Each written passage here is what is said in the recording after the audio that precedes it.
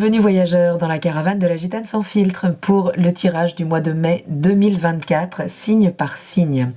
J'espère que vous allez bien, que votre mois d'avril s'est bien passé malgré des challenges astrologiques assez importants. Nous allons donc voir comment se passe ce mois de mai avec les journées qui s'allongent, les températures qui remontent, on l'espère, avec une arcane majeure du tarot de Marseille.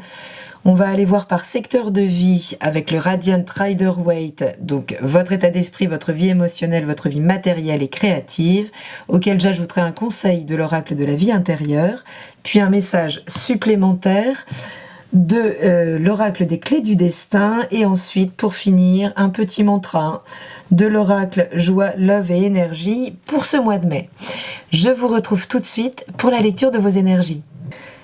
Chers amis du signe de la Balance, bonjour. Voici donc votre tirage du mois de mai 2024 qui pourrait être un mois important pour vous puisque il se fera avec l'énergie de l'arcane du monde qui est donc la dernière arcane majeure de la série des arcanes majeures du tarot de Marseille et qui nous parle bien d'un accomplissement, en tout cas de l'achèvement d'un cycle, puisqu'ici tous les domaines de vie sont autour de nous, nous sommes au centre et prêts à renaître, d'accord, à notre vie avec tous ces secteurs, finalement, une nouvelle version de nous-mêmes, quelque chose de complètement renouvelé qui sera bientôt à notre disposition, puisque qui dit fin de cycle dit démarrage du nouveau. Mais pendant ce mois de mai, on sera sans doute focalisé sur la fin de quelque chose, la fin d'un chapitre, une page qui se tourne, quelque chose d'important qui s'achève dans notre vie. Alors, au niveau de l'état d'esprit, effectivement, avec ce 2 d'épée, dans les aspects favorables, eh bien, on peut se défaire d'une forme de contradiction mentale. Ça y est, on peut trancher avec les choses.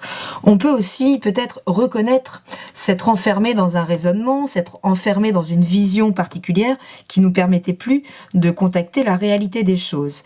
Il y a une ouverture finalement à la remise en question. On peut crever l'abcès ici, clairement, en termes de communication.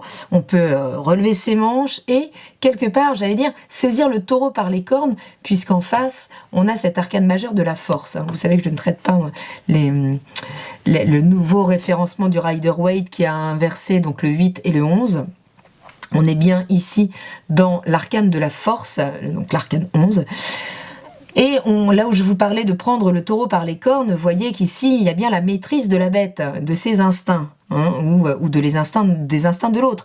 Mais en tout cas, on a une volonté, là, d'attaquer un problème de front, finalement. De reconnaître déjà qu'il y a un problème et de le traiter.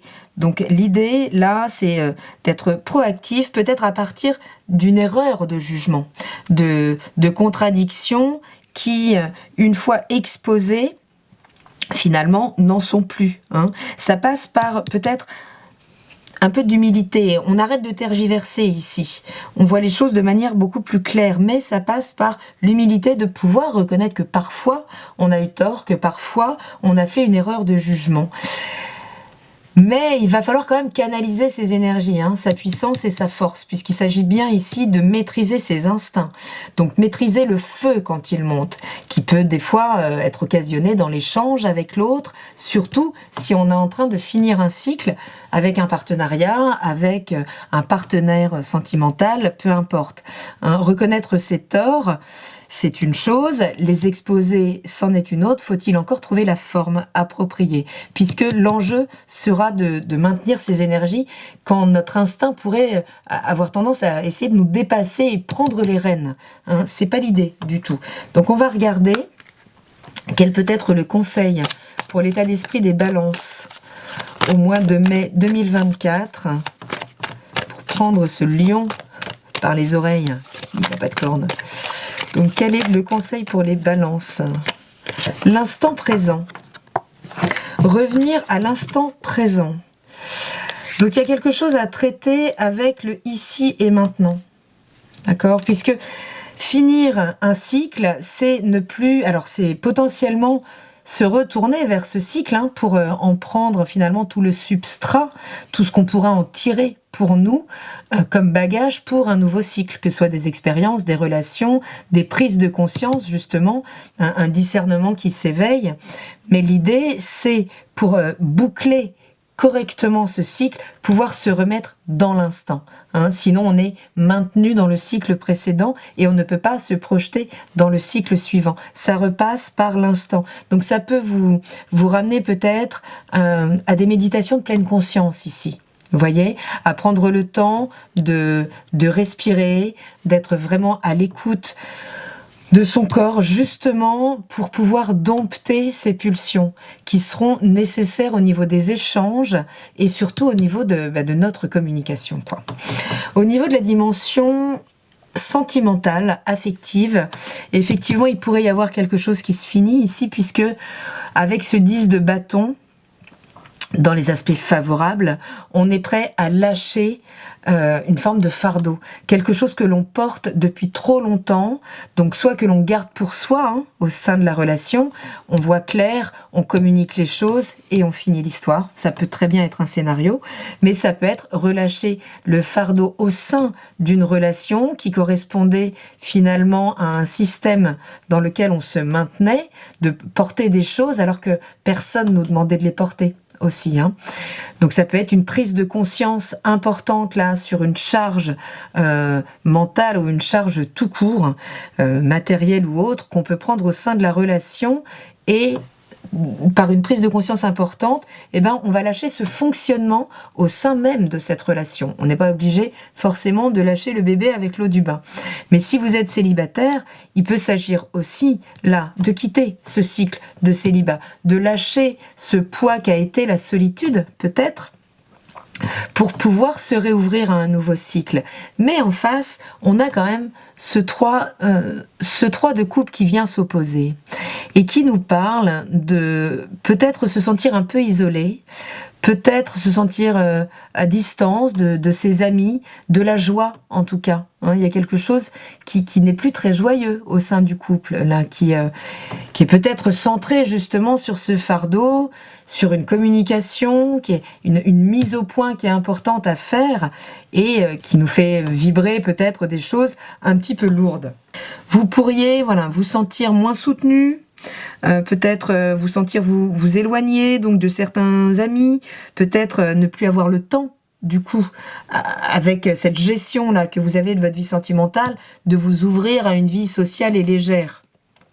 Il peut y avoir quelque chose là qui s'oppose vraiment. On peut changer de groupe aussi, finalement, comme on lâche un fardeau, une histoire, on peut lâcher ce qui va avec, mais il peut y avoir des abus aussi. Attention, on peut aussi nous parler d'abus. On peut nous parler d'une vraie joie, sans problème, d'une vie sociale, parce qu'on a lâché des choses derrière soi, auxquelles on s'ouvre. C'est le printemps, c'est la fête, c'est les terrasses. Oui, mais attention quand même. Attention à ne pas aller compenser finalement trop de frustration, à ne pas aller les compenser dans quelque chose d'excessif, quoi, tout simplement, en termes d'abus. On peut nous parler, d'un manque de coopération, d'un manque de soutien, quoi, au niveau de cette dimension de notre vie. Quel peut être le conseil au niveau de la vie sentimentale et affective des balances, peut-être pour lâcher donc ce fardeau? La fluidité. Bon. Alors, et je vois tout de suite, forcément, en dessous, je ne peux pas m'empêcher de voir l'étoile qui nous parle également de fluidité et qui est dans les obstacles aussi. Donc, il y a bien quelque chose là qui n'est pas assez fluide pour pouvoir achever ce qui doit l'être. Que ce soit un système, une relation, un lien, une charge mentale, un investissement. Voilà, quel que soit ce qui vous plombe en fait, à vous de réajuster en fonction de votre histoire, de vos expériences évidemment, mais et on parle bien avec ce 3 là de coupe, il y a une fluidité relationnelle, émotionnelle, on partage des émotions sympas, des moments légers. Là, c'est comme si on s'interdisait ça ou ça nous était interdit. En tout cas, c'est moins fluide. Peut-être cette fin de cycle-là nous accapare tellement qu'elle nous demande d'être extrêmement présent à ce qu'on fait, extrêmement dans le contrôle. Mais on nous invite à cette fluidité, de toute façon. De la même manière qu'ici, on a une forme de résistance, hein, et qu'on nous appelle aussi à maîtriser ces parts de nous pour qu'elles ne nous envahissent plus, que nos émotions ne viennent pas nous coloniser, tout teinter notre perception aussi, hein, puisque nos émotions teintent notre perception, et remettre quelque chose de plus cool, juste de plus cool, de plus fluide. En ce qui concerne la dimension matérielle, votre vie matérielle, professionnelle, votre abondance, il y a des choses plutôt sympathiques. Ça peut être une fin de cycle un peu difficile, et au contraire, une grande ouverture. Vous pourriez également prendre conscience de nouvelles ambitions qui pourraient émerger. Il pourrait y avoir une collaboration qui vous permet une association professionnelle, une association, j'en sais rien, d'investissement dans le cadre d'une SCI ou l'autre, où les rapports sont équilibrés. Très bien, mais le problème c'est qu'on retrouve un manque de fluidité ici. Cet arcane, on a quand même 2 arcanes majeurs. Il peut y avoir un point de focus sur ambition, réalisation et abondance matérielle.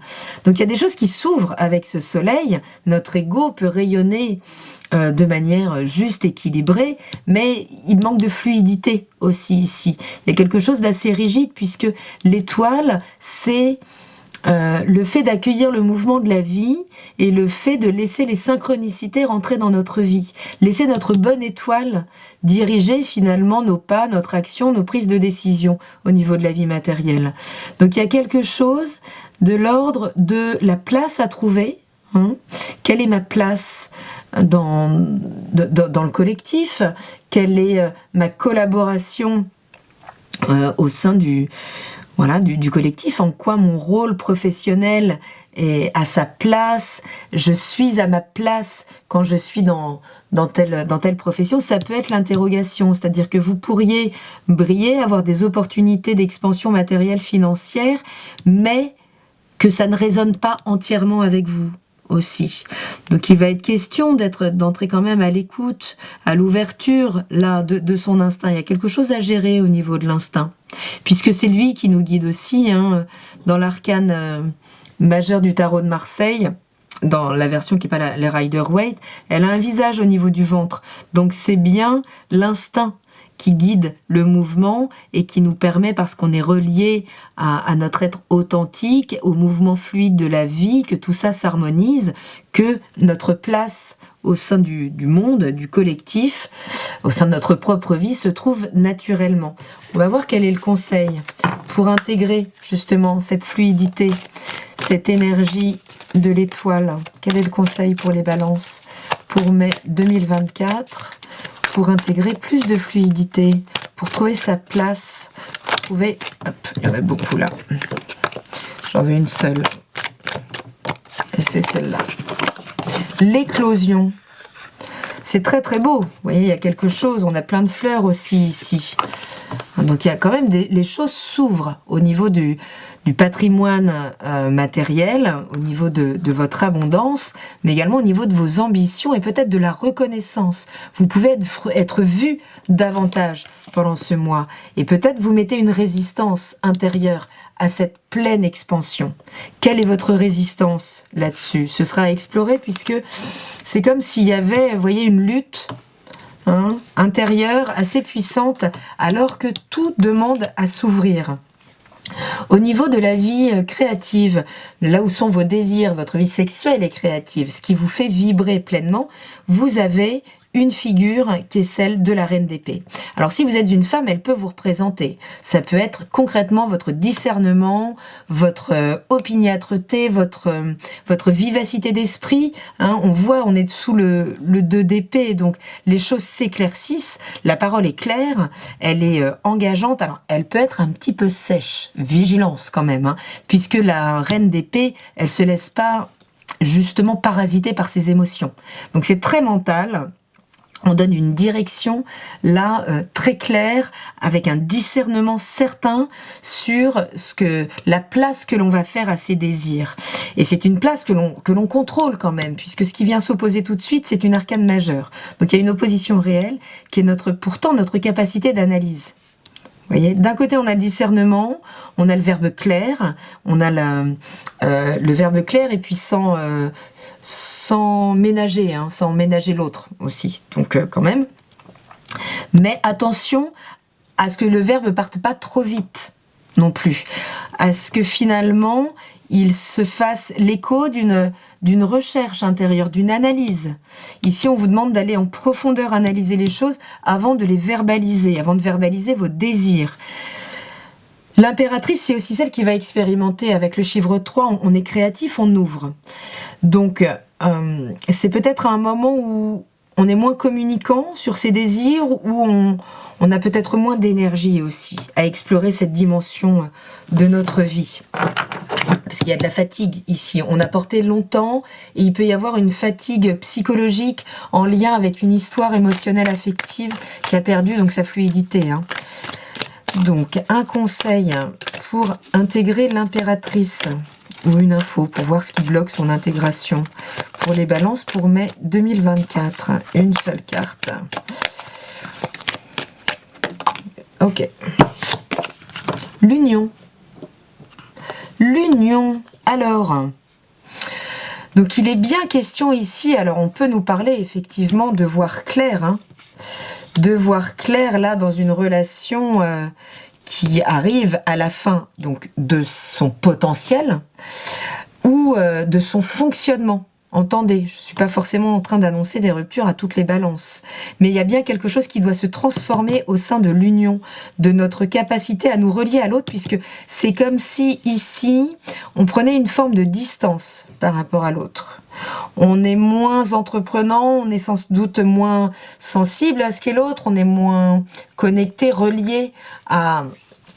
on est moins tactile, on exprime moins, on exprime sans doute beaucoup plus avec le verbe clair. L'idée, c'est de ne pas perdre de vue ce qui vous lie avec ce qui est sans doute en train de se finir, mais peut-être en termes d'étapes. Donc à vous de discerner, évidemment, il faudra utilisez impérativement votre analyse, votre capacité. Vous êtes un signe d'air, hein. Vous savez très bien réfléchir les choses, vous savez très bien jauger et ne pas les juger, vous savez faire ça. Mais là, il va falloir user de votre analyse pour ne pas vous faire dépasser par vos émotions et peut-être s'aborder quelque chose dont la forme est obsolète, mais peut-être pas le fond. D'accord ? Donc, ayez le courage et le discernement d'aller analyser ce qui vous lie réellement à ce qui doit être recyclé ou ce qui doit effectivement prendre fin. Allons voir quel est l'arcane, les trousseaux des clés. Donc là, c'est les clés du destin. La vie te sourit. Effectivement, hein, on voit quand même, on a une éclosion là, il y a quelque chose de très chaleureux, de très... oui, qui est prêt à rayonner vraiment comme si, oui, la vie vous souriait, mais êtes-vous capable d'accueillir tous ces cadeaux ? Hein, il y a un message important ici qui est quand même gage d'un mois de mai plutôt généreux avec vous. N'oubliez pas de l'être également et de ne pas aller trop vite dans l'écoute de vos instincts qui pourraient vous dépasser. Sachez revenir vraiment à l'instant présent, à faire preuve de votre discernement, non pas pour trancher, mais bien pour être à même d'analyser ce qui vous lie réellement à ce qui pourrait vous retenir en arrière, à ce qui doit être transformé. Mais en tout cas, il y a quand même un champ des possibles. Les choses s'ouvrent hein, pour vous au mois de mai. Le mantra, quand je prends soin de moi, je prends soin du monde. C'est beau ça. Donc on a un vrai écho quand même à cette fin de cycle avec cet arcane majeur qui nous parle aussi ici du monde, mais qui nous parle, et ça c'est un petit peu votre problématique de fond, les balances, puisque vous êtes très dépendant de l'harmonie autour de vous, du bien-être des gens que vous aimez pour votre propre équilibre intérieur. Donc l'importance ici vous avez ce côté je prends soin du monde donc je prends soin de moi. Ici on vous dit nouveau cycle, je prends soin de moi donc je prends soin du monde. C'est un très très beau message pour vous, chers amis Balance, avec effectivement un challenge de fin de cycle. Sans doute, ça peut pas être simple pour tout le monde, mais sachez que la vie vous sourit et que l'abondance s'ouvre à nouveau à vous, à condition peut-être de regarder les choses en face, de peut-être reconnaître vos erreurs, de savoir gérer vos instincts pour ne pas tout jeter en bloc, mais être vigilant, savoir analyser ce qui vous lie réellement aux choses, retrouver de la fluidité pour pouvoir accueillir réellement ce nouveau potentiel qui est en train d'éclore dans votre vie et qui vous ramène pour ce nouveau cycle à vous remettre au cœur du problème, à prendre soin de vous d'abord pour mieux prendre soin du monde et des autres. Je vous souhaite un très beau mois de mai, chers amis Balance. Je vous embrasse très fort et je vous dis à bientôt dans la caravane de la Gitane sans filtre. Salut!